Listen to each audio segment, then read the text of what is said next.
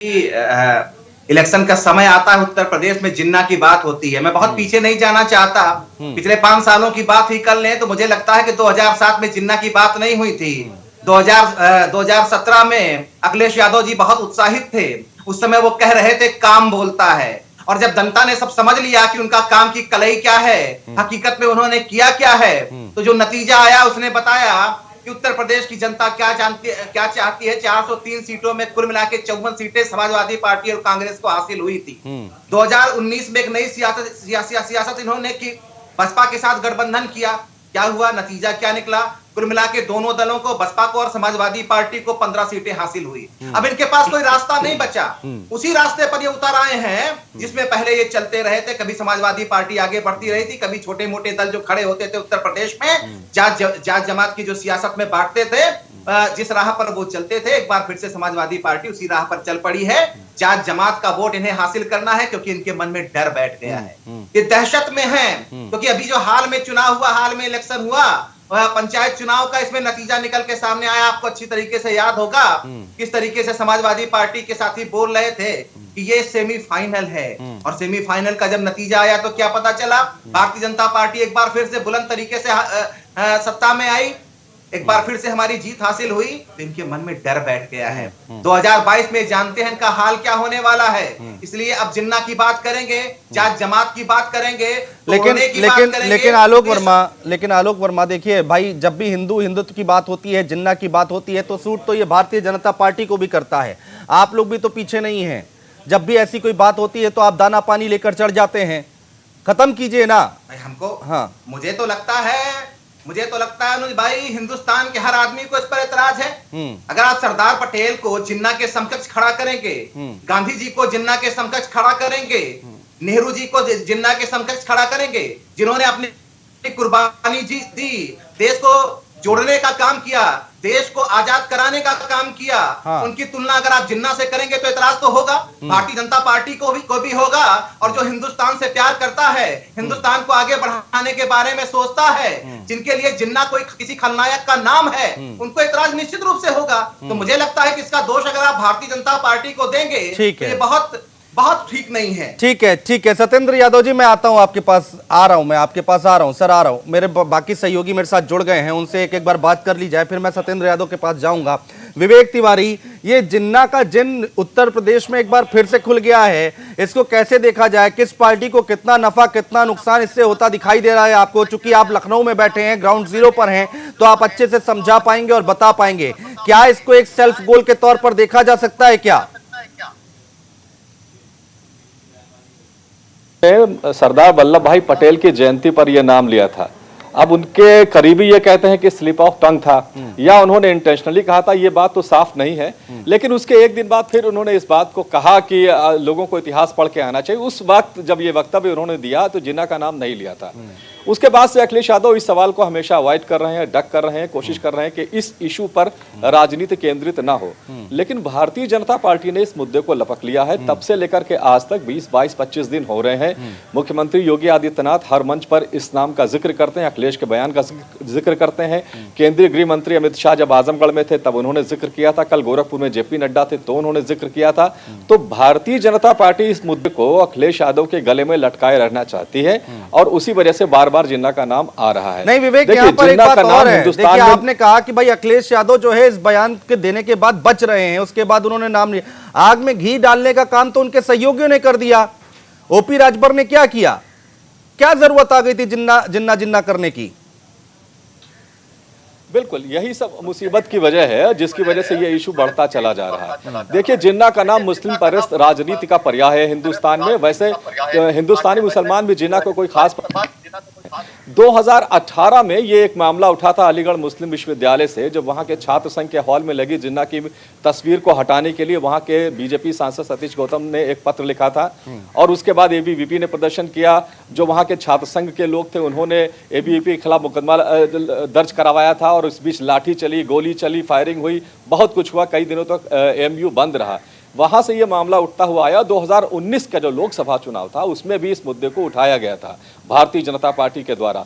तो कहीं ना कहीं जिन्ना एक ऐसा मुद्दा है, हालांकि हिंदुस्तान को उनसे ज्यादा लेना देना कुछ भी नहीं है। वो पाकिस्तान बनवा करके पाकिस्तान के हो गए और हिंदुस्तान से उनका कोई नाता नहीं है, लेकिन फिर भी जिन्ना का नाम कहीं ना कहीं एक खास तरह की राजनीति को आयाम देता है। और विवेक, और ये अगर उत्तर प्रदेश के विधानसभा चुनाव में अगर जिन्ना का जिक्र होगा, पाकिस्तान का जिक्र होगा और राष्ट्रवाद और आतंकवाद की बात होगी, तो जमीनी मुद्दों की बात कौन करेगा, ये अपने आप में बड़ा सवाल है। हालांकि अखिलेश यादव, जैसा कि विवेक हमारे सहयोगी बता रहे हैं कि अखिलेश यादव थोड़ा सा इस पे बच रहे हैं अब बात करने से, लेकिन भारतीय जनता पार्टी इस मुद्दे को भुनाना चाहती है और इस मुद्दे को बार बार भारतीय जनता पार्टी के बड़े नेता जो हैं वो इस बात का जिक्र जरूर कर रहे हैं। गौरव के पास चलेंगे। गौरव, यहां पर जिन्ना की बात हो रही है, राष्ट्रवाद की बात हो रही है, और ये कोई पहली बार नहीं है गौरव।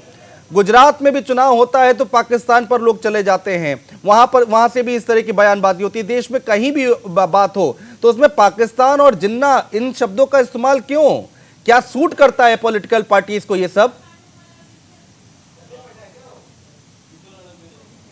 देखिए, फिलहाल अनुज अगर बात करें जिस तरीके से जब चुनाव की शुरुआत होती है तो आपको अच्छे से पता है कि चाहे राज्यों के जो मुद्दे हैं वो गायब हो जाते हैं, जनता के बुनियादी जो मुद्दे हैं वो भी गायब हो जाते हैं। और उत्तर प्रदेश की अगर बात करें, क्योंकि उत्तर प्रदेश का चुनाव सबसे बड़ा चुनाव माना जाता है और यहीं से रास्ता जो है दिल्ली की तरफ निकल करके आता है। यदि आप उत्तर प्रदेश में मजबूत हैं तो दिल्ली की गद्दी आपकी सुरक्षित है। इसीलिए इस तरीके के बयान के लगातार मायने भी समझने होंगे। अगर जिन्ना वाले मुद्दे पर बयान की बात करें तो जैसा कि मेरे सहयोगी विवेक तिवारी भी बता रहे थे लखनऊ से कि ये अखिलेश यादव लगातार इस बात से बचते नजर आ रहे हैं कि उन्होंने, ऐसा लगता है ये बयान दिया ही नहीं, इसको बीजेपी तोड़ मरोड़ करके पीछे पड़ी हुई है जिन्ना के बयान को लेकर के। लेकिन इस बात को समझिए, अखिलेश यादव लगातार जो है जनता के बीच में है, तमाम जगहों पर जनता से मुलाकात कर रहे हैं और मीडिया कर्मी जब भी उनसे इस बात पर पूछ रहे हैं कि जिन्ना के बयान पर उनका क्या कहना है, मुस्कुरा देते हैं, जवाब नहीं देते हैं। इसके भी मायने हैं, इस मुस्कुराहट के उत्तर प्रदेश में बहुत बड़े मायने हैं। 100 से ज्यादा सीटें जो है मुस्लिम बहुल सीटें हैं, जहां से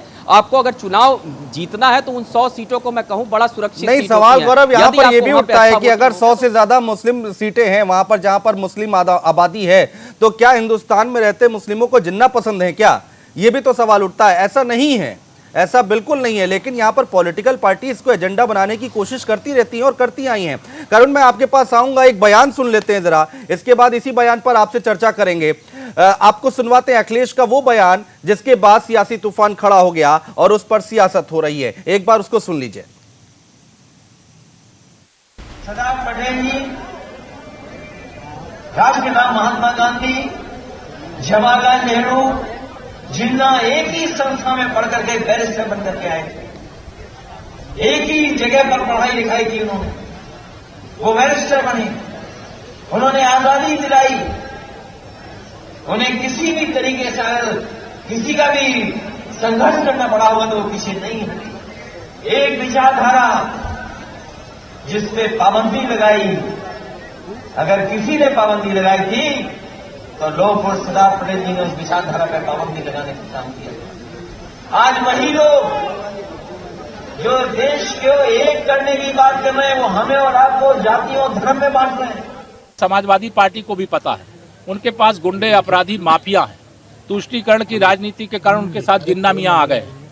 इसलिए मैं श्री अखिलेश यादव जी को कहा करता हूँ, अखिलेश यादव जी अपना नाम बदल करके श्री अखिलेश अली जिन्ना रख लें और अपनी पार्टी को समाजवादी पार्टी की जगह जिन्नावादी पार्टी बना ले। लेकिन ना जिन्ना उनको जिता पाएंगे, ना अतीक अहमद जिता पाएंगे, ना अंसारी जिता पाएंगे। उत्तर प्रदेश की जनता कमल खिलाई है, उसकी खुशबू, उसकी सुगंध, उसका मतलब जो लाभ है जनता को ईमानदारी के साथ उस तक पहुंच रहा है। तो भारत के जो मुसलमान हैं उन्होंने भारत को अपना वतन माना और टू नेशन थ्योरी को रिजेक्ट किया। और जिन्ना से हमारा कोई ताल्लुक़ ही नहीं है।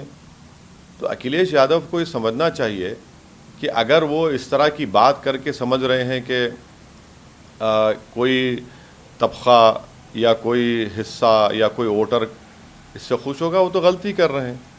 उनको अपने एडवाइज़र्स को चेंज करना चाहिए या ख़ुद को उनको पढ़ना भी चाहिए। ये बात बिल्कुल सही है कि पाकिस्तान के क्रिएशन में मोहम्मद अली जिन्ना का सबसे बड़ा रोल रहा। करुण मेरे सहयोगी मेरे साथ लगातार बने हुए हैं न्यूज रूम से लाइव। करुण, देखिए यहां पर किस तरह की बयानबाजी हो रही है, ये परसेप्शन क्यों पैदा करने की कोशिश की जाती है पॉलिटिकल पार्टीज की तरफ से कि अगर हम जिन्ना का नाम लेंगे तो मुसलमान खुश होंगे और हम चुनाव जीतेंगे। देखिए, इसके पीछे यूपी में 18% मुस्लिम वोटर्स, उनका होना बहुत ज़्यादा मायने रखता है। ऐसा लगता है कि अखिलेश यादव को कि अगर एकमुश्त ये 18% मुसलमान उनके पक्ष में वोट दे देंगे तो सीटों की संख्या में इजाफा हो जाएगा, सीटें उन्हें मिल जाएगी। लेकिन ये बात ध्यान में रखना चाहिए कि मुस्लिम वोटर्स अब बहुत जागरूक हो गए हैं और सिर्फ जिन्ना का नाम लेने से काम नहीं चलने वाला है। जिस तरह से विकास की बातें भी अखिलेश लगातार करते रहे, अगर उस पर वो ज्यादा रहे तो हो सकता है उन्हें ज्यादा फायदा हो, और इसीलिए अब देखिए कि वो बचते रह रहे हैं। जब भी ये मुद्दा उठाया जा रहा है वो इससे बचते नजर आ रहे हैं, क्योंकि अगर वो 18% की बात करते हैं तो भारतीय जनता पार्टी को इससे बहुसंख्यकों की बहुत ज्यादा जो है ये परसेंटेज वोट मिलते हुए दिखाई पड़ता है, और इसीलिए बीजेपी लगातार कोशिश कर रही है कि ये मुद्दा जिंदा रहे। और इसीलिए देखिए योगी आदित्यनाथ एक बार फिर इस मुद्दे को उठाते हैं, जेपी नड्डा भी इस मुद्दे को लगातार उठा रहे हैं। और देखिए शाहनवाज हुसैन जो बीजेपी नेता, वो तो कहते हैं कि वो जो पतला दुबला व्यक्ति था उससे तो बहुत ज्यादा वो खतरनाक नजर आता है, यानी जिन्ना की तरफ इशारा करते हुए कहते हैं, और उससे भारतीय मुसलमान को बहुत ज्यादा खतरा है, और वही व्यक्ति है जिसकी वजह से भारत का बंटवारा हुआ था। तो लगातार हमलावर जिन्ना को लेकर बीजेपी है, और साफ तौर पर इस वक्त डिफेंसिव नजर आ रहे हैं अखिलेश यादव, और उनकी मुश्किलें वो बढ़ा देते जो उनके साथ हैं ओपी राजभर जैसे नेता। तो अब यहां पर ये जो सियासी समीकरण है यूपी चुनाव तक इसी तरीके से आगे बढ़ता हुआ दिखाई पड़ेगा। अनुज, बिल्कुल करुण रहिए, आप हमारे साथ, बाकी सहयोगी मेरे साथ बने हुए हैं, आप भी हमारे साथ रहिए। हम बात कर रहे हैं कि आखिर उत्तर प्रदेश का चुनाव किस दिशा में जा रहा है, ये बयानबाजी चल रही है। सत्येंद्र जी, मैं आपके पास आता हूं, क्या जरूरत आन पड़ी? देखिए एक सवाल यही है कि आपने ये प्रदेश में चुनाव है लेकिन पूरे देश में ये बहस छेड़ दी है उत्तर प्रदेश से आपने। देखिए ऐसा है अनुज जी कि पूरी भारतीय जनता पार्टी, पूरे देश के सभी बुद्धिजीवी वर्ग को मालूम है कि ये ब्रिटिशियन को फॉलो कर रहे हैं। ये जो ब्रिटिश हुकूमत भारत पे जो राज की है, ये लोग ब्रिटिशियन को फॉलो कर रहे हैं, उन्हीं की रणनीति पे चलते हैं। आप किसको फॉलो कर रहे हैं? जिन्ना को? सुनिए, इनकी हमारे यहाँ कोई जिन्ना को फॉलो नहीं करता है। जिन्ना, अच्छा ये बताइए क्या माननीय अखिलेश यादव या माननीय मुलायम सिंह जी कभी जिन्ना की कभी भी चादर चढ़ाने गए क्या उनकी मजार पे? आप बताइए, ऑफिशियल भारत से पाकिस्तान, अरे चादर चढ़नी थी, चढ़ गई। सुनिए, आप कहाँ चादर पर चले गए? आप अखिलेश यादव पे नहीं बोल रहे हैं, आप चादर चिल्ला रहे हैं। नहीं, ऐसे कैसे चलेगा? सुनिए, ये ब्रिटिशियन के फॉलोअर हैं, ये ब्रिटिश हुकूमत के फॉलोअर है। भारत में सिर्फ फूट डालो और राज करो। ये चंदा चोर, गरीबों का राशन चोर, और ये पूरे ठीक है, ये मंच से बुलवाइए ना अखिलेश यादव से, ओपी राजभर से मंच से बुलवाइए ना। क्या जरूरत पड़ती है जिन्ना की बात करने की, पाकिस्तान की बात करने की? ये सिर्फ और सिर्फ पोस्टरबाज, फर्जी काम। ठीक बात, और आपकी जितनी बातें 100% सही, मैं कह रहा हूं ना, लेकिन मंच से ये बात क्यों नहीं कहते? काम नहीं करते हैं। आज उत्तर प्रदेश में अपराध की क्या स्थिति है, आप किसी थाने खुद आप अनुज जी जाके देखिए। आज जो महिलाओं पर अत्याचार हो रहा है, गरीबों के, आज पूरे देश में मजबूरी है। आप दोनों को पूरा मौका दूंगा, मेरे सहयोगी लगातार मेरे साथ बने हुए हैं। मजबूरी है, यहाँ पर एक छोटा सा ब्रेक लेना पड़ रहा है मुझे। ब्रेक के बाद चर्चा को यहीं से आगे बढ़ाएंगे। आलोक वर्मा कुछ कहना चाह रहे हैं, उनसे मैं ब्रेक के बाद रिएक्शन लूंगा कि आखिर इस पर आपका क्या कहना है, और बाकी सहयोगी हमारे साथ अलग अलग जगहों से बने हुए हैं। बात करेंगे एक छोटे से ब्रेक के बाद, तुरंत लौट रहे, कहीं मत जाएगा।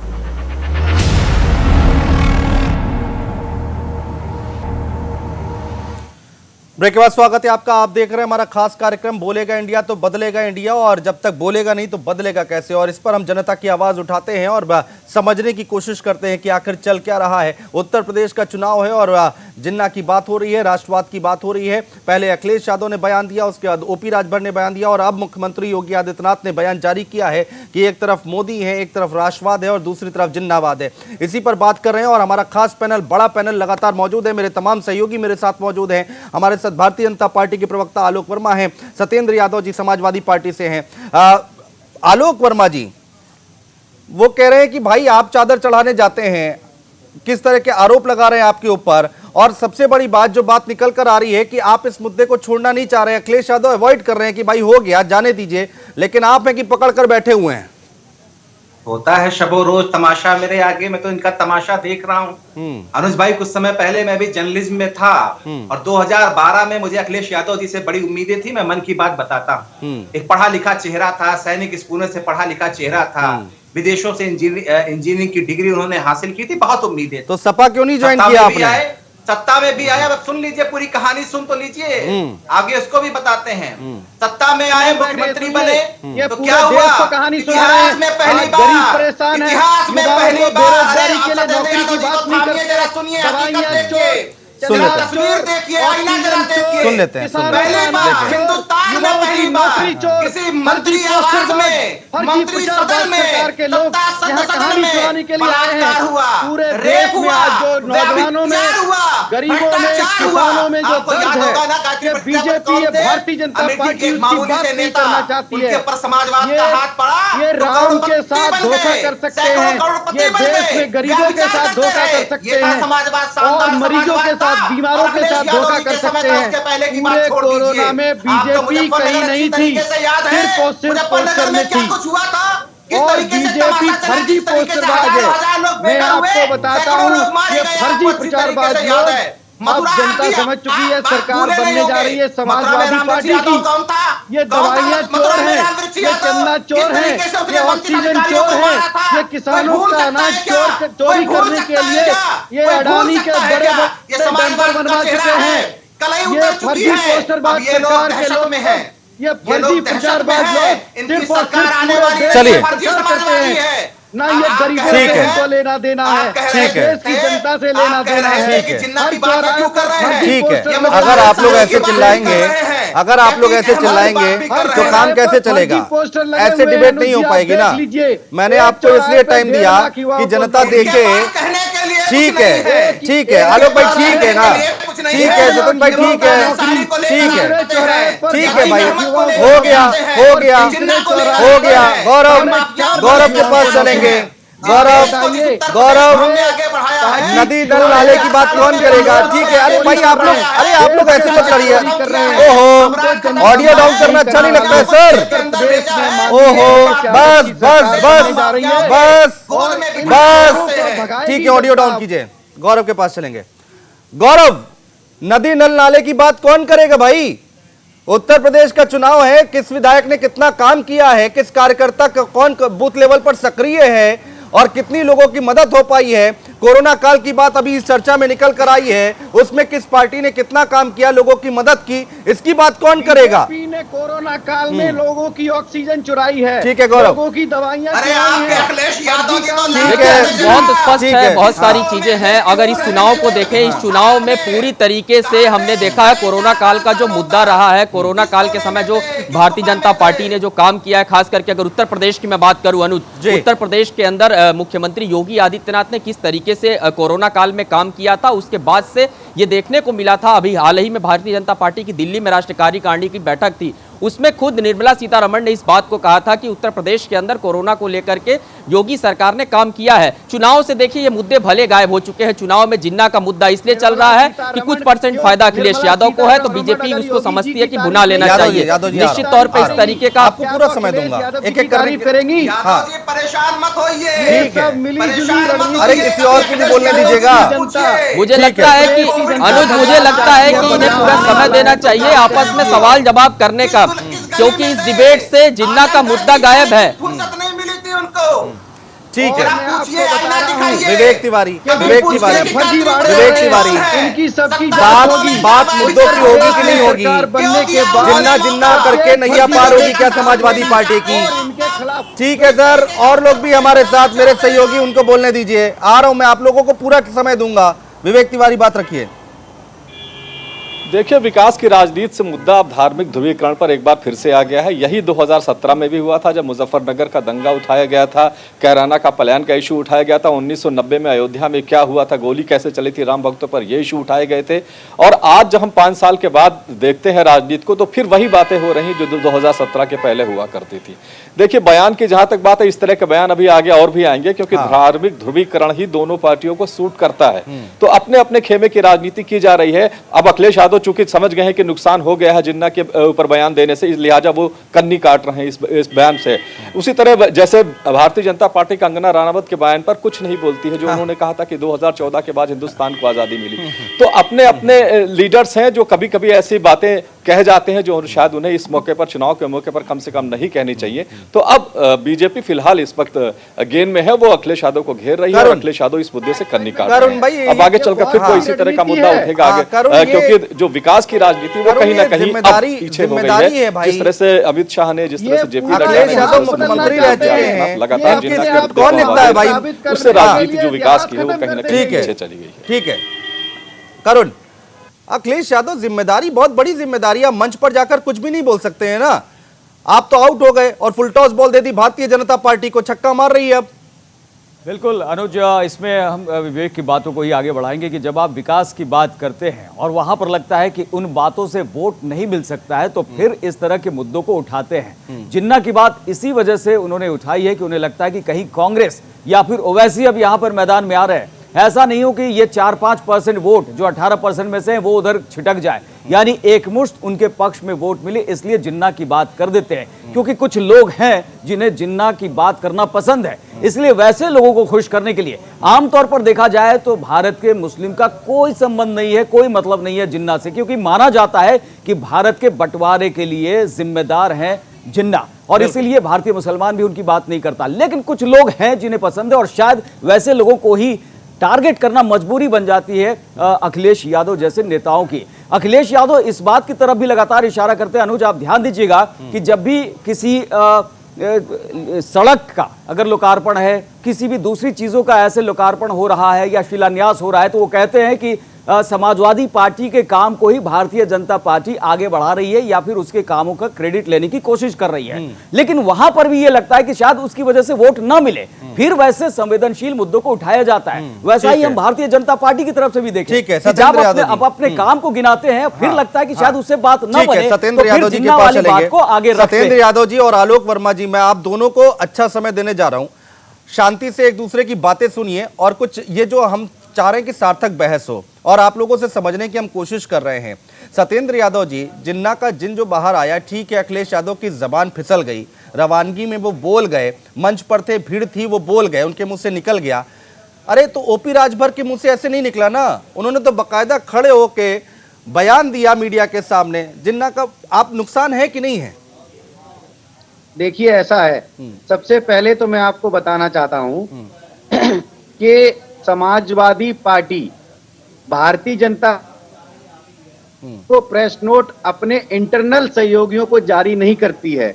जो बीजेपी में चलन है कि ऊपर से एक नोटिस जारी किया जाता है कि नीचे तक क्या बोलना है। हाँ। सबसे पहले समाजवादी पार्टी ये काम नहीं करती है। हाँ। ओपी राजभर जी ने क्या बोला है वो हमारा मुद्दा नहीं है। हमारा मुद्दा ये है कि उत्तर प्रदेश में आज जो महिलाओं पे ये बेटी बचाओ का नारा देने वाले आलोक वर्मा आ रहा हूँ, आलोक वर्मा आ आलोक वर्मा जी, पूरा समय दूंगा, काउंटर कर लीजिएगा, काउंटर कर लीजिएगा, काउंटर कर लीजिएगा आलोक वर्मा, दूंगा। ये किसानों को इतनी बुरी तरह से कुचला गया, पूरी सरकार ने इस बात का तमाशा देखा। ठीक है, ये बिल्कुल इनको सत्ता के, ये इतने लालची लोग हैं। हाँ। इनको सरकार और सत्ता के लिए किसानों को कुचल सकते हैं। ठीक है, आ रहा हूं आलोक वर्मा, आ रहा हूं। चोरी कर सकते हैं, लोगों का अनाज चोरी कर, ये अडानी और अंबानी, मैं आपको बता रहा हूँ पूरे देश में सिर्फ और सिर्फ भारतीय जनता पार्टी पूरे देश का व्यापार कर रही है। मैंने आपसे क्या सवाल किया? आलोक वर्मा आपकी बात को आगे बढ़ा रहा हूँ, आलोक वर्मा आपकी बात को आगे बढ़ा रहा हूँ। सत्येंद्र जी देखिए, नहीं, गोल गोल मत घुमाइए, सीधा सवाल सीधा जवाब। नहीं है तो बताइए, जवाब नहीं है तो बताइए। उत्तर प्रदेश आप मुझे बताइए, जिन्ना का जिक्र कहां से आया? अखिलेश यादव की बात से आया ना? मुझे इतना बताइए, जिन्ना का जिक्र क्यों हुआ? हमारा मुद्दा जो है उत्तर प्रदेश में जो बेरोजगारी है, एक चौराहे मेरे सवाल का जवाब दीजिए। आप समाजवादी पार्टी के प्रवक्ता हैं, समाजवादी पार्टी के अध्यक्ष ने जिन्ना का नाम लिया है और आप यहाँ जवाब देने बैठे हैं। आप मुझे जवाब दीजिए बस इसका। आप मेरी बात सुनिए। हाँ। कि ये बताइए जिन्ना को मानने वाले लोग कौन हैं? हाँ, कौन है? ये ही लोग हैं। कौन लोग हैं? जिन्ना को मानने वाले अखिलेश यादव जी ने जो बात कही, कौन लोग हैं जिन्ना को मानने वाले? बताइए ना। वो आजादी की, सुनिए, वो आजादी की वो बंटवारे से पहले की बात कही थी उन्होंने बंटवारे के बाद की बात नहीं की थी। हाँ, लेकिन इन्होंने बंटवारे के बाद की बात, इन्होंने उस बात को जो माननीय अखिलेश यादव जी ने कहा था, वो बंटवारे से बता रहे क्या पहले कहा की था? बात कही अरे थी। क्या कहा था बता रहे, रुक जाइए ना आलोक वर्मा, सुन लीजिए ना आलोक वर्मा, आ रहा हूं उसके बाद दूसरी बात सुन लीजिए, वो बता रहे। गोरी चमड़ी बालों के फॉलोअर, ये गोरी चमड़ी बालों के फॉलोअर, ये सिर्फ और सिर्फ ठीक है, सिर्फ लोगों को आलोक वर्मा, आलोक वर्मा, आलोक वर्मा, आलोक वर्मा, सुन तो लीजिए भाई, संयम रखिए। बांटते हैं। नहीं नहीं नहीं, आप मतलब समझा रहे थे उनके बयान का, जरा समझाइए, मैं समझना चाहता हूँ, पर्सनली समझना चाहता हूँ, बताइए। देखिए माननीय अखिलेश यादव जी ने जो बात कही थी, वो उन्होंने, आप सबसे पहले तो इनको मालूम ही नहीं है कि ये उनके बयान पर तूल किस बात का बना रहे हैं। हाँ। पूरी बीजेपी जो है, हाँ। अपना मुद्दा छोड़ के, लोगों की बेरोजगारी को छोड़ के, जो इस वक्त उत्तर प्रदेश में स्थिति है, अरे महिलाओं के साथ जो हो रहा है, किसानों के साथ हो रहा है, ठीक है आलोक वर्मा, आलोक वर्मा, उसको छोड़ के, हाँ आलोक वर्मा, अब आपको मौका मिला है तो आप छक्के पे छक्का मार रहे हैं। जिन्ना, राष्ट्रवाद, हिंदुत्व का मुद्दा कांग्रेस पार्टी से उठा तो आपने उसको लपक लिया। आप भारतीय जनता पार्टी को भी ये सूट करता है, जनता समझती है सर। अनुज भाई दुनिया को आगाह कर रहे हैं, इनकी मानसिकता से दुनिया को बता रहे हैं, दुनिया को आगाह कर रहे हैं, उत्तर प्रदेश को आगाह कर रहे हैं। पर बीजेपी मुख्तार अंसारी का नाम आप अच्छी तरीके से जानते हैं। चैनल के मुख्तार अंसारी का नाम आप जानते हैं। गलत है यादव जी, बोलने दीजिए, गलत है, आपको समय दिया मैंने ना। भाई को, मुख्तार अंसारी के भाई को ये चाहते तो पार्टी में कहीं भी शामिल कर ले, लेकिन मुख्तार अंसारी के भाई को पार्टी के दफ्तर में लाकर अखिलेश यादव अपने सामने पार्टी में शामिल करते हैं। इरादा क्या है, क्या समझाना चाहते हैं, क्या बताना चाहते हैं? कौन नहीं जानता कि मुख्तार अंसारी कौन है? कौन नहीं जानता? मुख्तार अंसारी को आप बुला के, बीजेपी का काम है। मैंने जो सवाल किया आलोक वर्मा, आलोक वर्मा, नहीं देखिए आलोक वर्मा, मुद्दे पर रहिए, मुद्दे पर रहिए आलोक वर्मा, आपको भी ये सूट करता है। अगर हिंदू और हिंदुत्व की बात होती है, पाकिस्तान जिन्ना की बात होती है, आतंकवाद की बात होती है, राष्ट्रवाद की बात होती है, तो आप इसको भुनाते हैं, आप आते हैं। हुजूर कहाँ हमने जिन्ना का नाम लिया? हमने कौन सी आपने नहीं लिया। ये सारी कहानियां तो आप बनाए चले जा रहे हैं। भाई मुख्तार अंसारी माफिया है, पूरा उत्तर प्रदेश जानता, पूरा हिंदुस्तान जानता है। अतीक अहमद माफिया है, पूरा हिंदुस्तान जानता है, पूरा उत्तर प्रदेश जानता है। और अपराध को किस तरीके से, अपराध का पुराना समय होता था, किस तरीके से उत्तर प्रदेश में 5 सालों में 5 साल पीछे अगर आप चले जाएं, दंगे होते थे, कौन लोग इसके पीछे शामिल होते थे?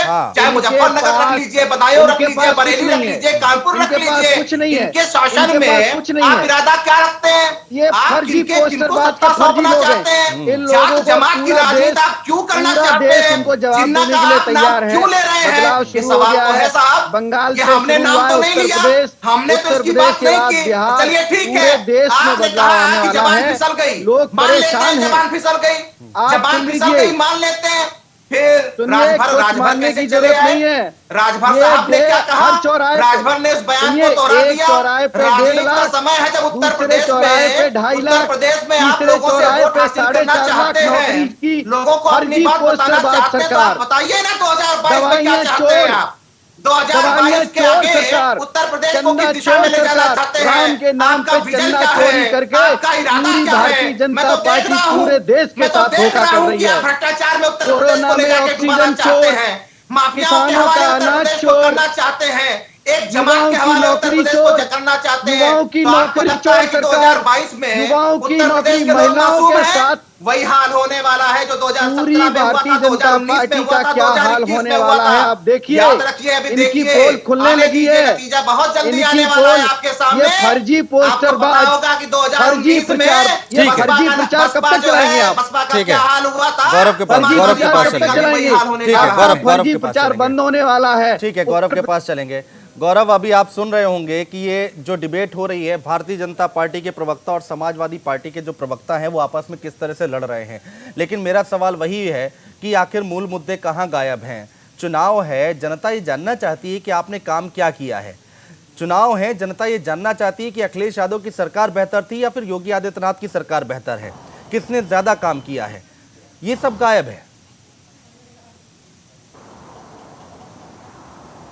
देखिए अनुज, मैं वही बात कहूंगा कि उत्तर प्रदेश के अंदर जब भी चुनाव होते हैं तमाम ऐसे मुद्दे होते हैं, वो मुद्दों से कोई बात नहीं होती है। देखिए फिर शुरू हो गए, शुरू हो गए। जब भी कोई बात होती है मुद्दे की बात को नहीं सुनना चाहते हैं। यही दिक्कत अखिलेश यादव के साथ भी है। अखिलेश यादव लगातार हर जगह पे घूम रहे हैं, तमाम युवाओं से बातचीत करते हैं, तमाम रैलियां कर रहे हैं, लेकिन रैलियों के बीच में कहीं से भी देखिए कोरोना काल में क्या किया, देश के साथ क्या हुआ, आगे क्या करना है, ये सब मुद्दे नहीं है। युवाओं के बेरोजगारी की ये लोग बात करते हैं, युवाओं से बातचीत कर रहे हैं। लेकिन उत्तर प्रदेश की अगर मैं बात करूं, जिस तरीके से रोजगार दिए गए हैं युवाओं को, लगातार जो युवाओं के विकास के काम किए गए हैं, वो सब मुद्दे उत्तर प्रदेश में लगातार योगी सरकार गिनवा रही है। रही बात जिन्ना की, तो जिन्ना के बयान पर उत्तर प्रदेश में जहां भी अखिलेश यादव जा रहे हैं वो बिल्कुल साइलेंट हैं, और इनके प्रवक्ता भी इस बात पर कोई जवाब नहीं दे रहे हैं, क्योंकि इन्हें लगता है तुष्टीकरण की राजनीति में बहुत मजा है, उसका जो फायदा है वो मिलेगा अगर चुप रहेंगे तो। राजभर बयान दे देते हैं तो इस बयान से कोई मतलब नहीं है, वो राजभर का निजी बयान है। लेकिन राजभर मंच पर अगर साथ रहते हैं तो अखिलेश और यादव और राजभर दोनों साथ साथ हैं। इन बातों को समझना होगा, क्योंकि उत्तर प्रदेश में चुनाव हमेशा जातिगत मुद्दों को लेकर के बहुत तेजी के साथ इसको गर्म किया जाता है और लड़ा जाता है। चाहे वो उत्तर प्रदेश के अंदर हम देखें, अखिलेश यादव लगातार जब से ये बयान निकला है उसके बाद कहीं सफाई नहीं दे रहा है। बयान आता है सामने, उसके बाद कहा जाता है कि भाई उनका निजी बयान है। जब भी कोई बयान आता है विवेक तिवारी तो कहा जाता है कि मीडिया ने तोड़ मरोड़ कर पेश कर दिया, उनका कहने का वो मतलब नहीं था। गलत विवेक तिवारी आप हैं, बाकी सब ठीक हैं। देखिए, उत्तर प्रदेश की राजनीति की ये विडंबना है कि विकास की राजनीति के ऊपर एक मुलम्मा चढ़ाया जाता है धर्म और जाति की राजनीति का, और यही फायदेमंद साबित होता रहा है अब तक। विकास की बातें पीछे ही रह जाती हैं, क्योंकि इसके नाम पर यह माना जाता है कि बहुत ज्यादा वोट नहीं मिलते हैं। और भारतीय जनता पार्टी ने 2014 से जिस तरह की राजनीति शुरू की है वो उसी तरह की राजनीति अब भी कर रही है। 2022 के लिए भी वही इश्यूज हैं, वही सारे इश्यूज हैं जो 17 में उठाए गए थे, वही 2022 के लिए भी उठाए जा रहे हैं। समाजवादी पार्टी के साथ मुश्किल यह है कि उसकी पार्टी में तमाम ऐसे लोग हैं जो भारतीय जनता पार्टी की तरह की राजनीति को सूट करते हैं। उनके बयान, अभी ये बयान जरूर ठंडा पड़ जाएगा कुछ दिनों में, लेकिन आने वाले दिनों में फिर कोई ना कोई ऐसा वीडियो आ जाएगा, कोई ना कोई ऐसा बयान आ जाएगा जो बीजेपी को फायदा देगा और बीजेपी जिसको घेरेगी। तो अखिलेश यादव को यह तय करना है कि जो इश्यूज हैं वो क्या होंगे, वो विकास पर होंगे, बीजेपी की नाकामियों पर जो वो गिनाते हैं उस पर होंगे। अगर वो जिन्ना का प्रश्न उठाएंगे, अगर वो इस तरह के सवाल उठाएंगे तो निश्चित रूप से भारतीय जनता पार्टी उनको पूरी तरह से घेरेगी, और उसके पास घेरने के लिए बहुत सारे हाथ पैर हैं। तो ये अखिलेश यादव को चुनना है कि वो किस तरह के इश्यूज को लेकर के जनता के बीच में जाते हैं, और वही नहीं उनके जो सहयोगी हैं, उनके जो विधायक हैं, उनके जो नेता हैं, वो भी किस तरह की बातें, किस तरह के बयान और किस तरह के जेस्चर समाज में देते हैं। बिल्कुल, ये इलेक्शन अखिलेश यादव के लिए बहुत ज्यादा महत्वपूर्ण है। और अगर वो जिन्ना के दोनों प्रवक्ताओं के पास मैं आऊंगा वाइंड अप कमेंट लेने, उससे पहले करुण, ठीक है, उससे पहले करुण से बात कर लेते हैं। करुण, यहाँ पर कई सारी बातें देखिए निकल कर आ रही है। अगर हम पिछली सरकारों को, मुलायम सिंह की सरकार से शुरू करते हैं तो विपक्षी पार्टियों ने मुद्दा बनाया कि भाई घोटाले हुए, पुल बने घोटाले हुए। मायावती की सरकार आई, कहा कि वहां पर भ्रष्टाचार बहुत हुआ। अखिलेश यादव की सरकार आई, मायावती प्रेस कॉन्फ्रेंस करती थी और कहती थी कि भाई ये गुंडों की सरकार है, राष्ट्रपति शासन लग जाना चाहिए। लेकिन आज के दौर में हम पाकिस्तान क्यों चले जा रहे हैं, हम जिन्ना की बात क्यों कर रहे हैं? बिल्कुल अनुज, यही सवाल है जो वोटर्स जिसके बारे में पूछते रहते हैं, और समाजवादी पार्टी की तरफ से, अखिलेश यादव की तरफ से भी जब ये लगता है कि इन सवालों के हम जवाब नहीं दे पाएंगे तो आप वैसे संवेदनशील मुद्दों को छू देते हैं, उठा देते हैं, जिनके आपको सहज ही वोट मिलने का लगता है कि आपके पास विकल्प पैदा हो जाएगा। देखिए, जब ओवैसी जैसी शख्सियत यहाँ पर आती है और वो सवाल कर देते हैं कि भाई समाजवादी पार्टी के शासनकाल में मुस्लिमों की कितनी तरक्की हुई थी, कितने जॉब क्रिएट हुए थे, उनका शैक्षणिक स्तर कितना बढ़ा, आर्थिक स्तर कितना बढ़ा, सामाजिक स्तर कितना बढ़ा, तो फिर जवाब देना मुश्किल हो जाता है। तब आप ऐसे में जिन्ना जैसे मुद्दे को उठाकर ये कहते हैं कि हम ही भला चाहेंगे मुस्लिमों का। ऐसे में फिर ये मुश्किलें सामने आ जाती है और फिर विकास की बातें पीछे छूट जाती है। इसके बाद जो भी विकास के काम यहाँ पर हो रहे हैं भारतीय जनता पार्टी के शासनकाल में, फिर वो कहते हैं कि ये हमने ही शुरू किए या फिर हमने ही यहाँ इन कामों को करवाया था, सिर्फ नाम बदला जा रहा है। तो इसीलिए मुझे लगता है कि चुनावों से पहले कुछ इस तरह के इंतजाम हो जाने चाहिए कि हर पार्टी के पास ये उसकी मजबूरी होनी चाहिए कि आपके शासनकाल में हर तबके का कितना विकास हुआ, कितनी तरक्की हुई, ये आंकड़ा सामने आना चाहिए, फिर ऐसे बयान शायद कम हो जाए। ठीक है सत्येंद्र यादव जी, आखिरी वाइंड अप कमेंट ले रहा हूं, 30 सेकंड दूंगा दोनों प्रवक्ताओं को, आप लोग अपनी बात कह लीजिए। बेसिक मुद्दों पर आएंगे आप। देखिए, आप पूरा देश देख रहा है कि ये लोग फर्जी मेडिकल कॉलेज का उद्घाटन कर रहे हैं, ये फर्जी हाईवे का उद्घाटन, ये जितने एयरपोर्ट, हाईवे, मेडिकल कॉलेज, जितने उद्घाटन, ये सिर्फ और सिर्फ माननीय अखिलेश यादव की देन है। हाँ। और ये आगे से उद्घाटन कर देते हैं, पीछे से प्लास्टर भी नहीं हुई है बिल्डिंग, पीछे से इमारत जो है ये नकली उद्घाटन, फर्जी पोस्टर, फर्जी काम, फर्जी किसने मना नौकरियां किया है? फर्जी, ये बस सब मेरा ये फर्जी कहना है काम सत्येंद्र करते हैं। यादव जी, नहीं फर्जी कर रहे हैं ये वो, मैं फर्जी, मान गया वो फर्जी ये कर रहे फर्जी हैं। काम करते हैं। डिजिटल वो हम जमाना असली है, काम करते हैं। डिजिटल सुनिए, जमाना है, असली फोटो मेट्रो, खींचिए, डालिए, मीडिया में लाइए। सुनिए, कितनी फोटो ये खींच के लाए डाल आप? हम सुनिए, प्लास्टर हम नहीं हुआ, असली ईंट मेट्रो नहीं लगी, बनाते नींव नहीं हैं। पड़ी और हो सुनिए, गया, वहां बन गया मेडिकल कॉलेज। दिखाइए हम- सबको, कौन मना कर रहा है असली आपको? मेडिकल कॉलेज बनाते हैं, हाँ। हम असली एयरपोर्ट बनाते हाँ, हैं, हम ठीक असली है, काम करते हैं, असली ठीक है, मेट्रो चलाते हैं, ठीक है, असली हाईवे बनाते ठीक हैं। है, जनता को विश्वास हम इन होगा तो आप लोगों की सत्ता में तरफ आएंगे, फर्जी ठीक वाड़ा है। नहीं करते। आलोक हर वर्मा, चौराहे पर- आलोक वर्मा, आप सुनिए, 30 सेकंड, लखनऊ आइए। 30 सेकंड। अनुज जी, एक हाँ। मिनट में चाहूंगा। नहीं, एक आप मिनट है नहीं लखनऊ ना सर। आइए। हाँ, आप सुनिए, हाँ, आप अनुज लखनऊ भाई, आइए, हाँ। लखनऊ किसी भी चौराहे पर मैं आपको पर्सनली फोटो भेजूंगा। एक चौराहे पर 1.5 लाख युवाओं अरे को अनुज नौकरी, भाई, ठीक है। दूसरे चौराहे पर 2.5 लाख भाई, युवाओं को ठीक है, नौकरी। फोटो अभी भेजिएगा, हम तीसरे चलाएंगे। चौराहे अभी पर तक सुनिए, ठीक है, सभी की हाँ। बात, तीसरे पूर्वांचल चौराहे एक्सप्रेस पर पे हमने जेल में 4.5 हाँ, लाख बस युवाओं को सत्येंद्र नौकरी। यादव जी हो गया, उसको जनता को सत्येंद्र यादव हो समर्पित गया। कर बोले, दिया। हाँ बोलिए। अब इन्होंने काम पहले ही कर दिया था। बुंदेलखंड एक्सप्रेस वे यही बना रहे थे, सब हमने फर्जी केवल है। इनका नाम लगा ये दिया। हमने फर्जी कोई लोग काम नहीं हैं। किया। कहाँ काम नहीं किया ये हमने? सब फर्जी गंगा लोग एक्सप्रेस वे हैं, फर्जी चंदा बन रहा चोर लोग है। हैं। पूरे उत्तर राम प्रदेश के में नाम पे 75 जिले धोखा हैं, दे 75 सकते हैं, जिलों में हर किसी जिले को में नहीं एक होंगे। मेडिकल कॉलेज देने का हमने गरीबों काम के नहीं किया है, है। किसानों के आजादी नहीं के है, बाद से महिलाओं के नहीं आजादी है, के बाद से युवाओं के नहीं है, 2017 किसानों के के बहुत नहीं उत्तर है। शुक्रिया, प्रदेश में केवल बहुत 2 शुक्रिया, समय नहीं अंतर्राष्ट्रीय एयरपोर्ट है। थे। मेरे तमाम सहयोगी मेरे साथ जुड़े, आप लोगों का बहुत शुक्रिया, तमाम बातचीत की, हमें तमाम जानकारी हम तक पहुंचाई है। लेकिन सवाल वही है कि उत्तर प्रदेश में चुनाव हो रहा है और पूरे देश में जहां जहां भी जब जब चुनाव होता है तो हम पाकिस्तान क्यों चले जाते हैं, हम जिन्ना की बात क्यों करते हैं। और अब मुख्यमंत्री योगी आदित्यनाथ ने कह दिया है, एक तरफ मोदी है, एक तरफ राष्ट्रवाद है और दूसरी तरफ जिन्नावाद है। तो ये जिन्नावाद जो है वो क्या सेल्फ गोल है या फिर आगे आने वाले वक्त में चुनावों में ये कोई फायदा पहुंचाएगा क्या? कितना नफा कितना नुकसान आने वाले वक्त में पता चलेगा। आप देख रहे थे बोलेगा इंडिया तो बढ़ेगा इंडिया। कल फिर 10 बजे हाजिर होंगे किसी नए मुद्दे के साथ। नमस्कार।